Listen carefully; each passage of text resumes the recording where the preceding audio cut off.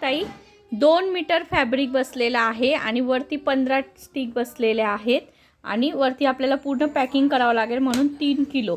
तर आता ह्या 15 स्टिक मी बाजूला काढते। 6.5 रुपयाने लावलेले आहेत आपण, जो भाव आहे तोच।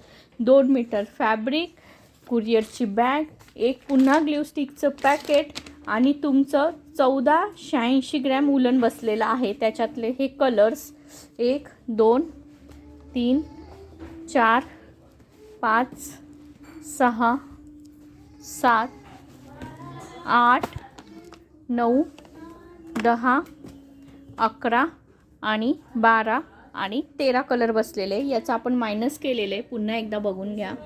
1 2 3 4 5 6 7 8 9 10 11 12 आणि हे 13।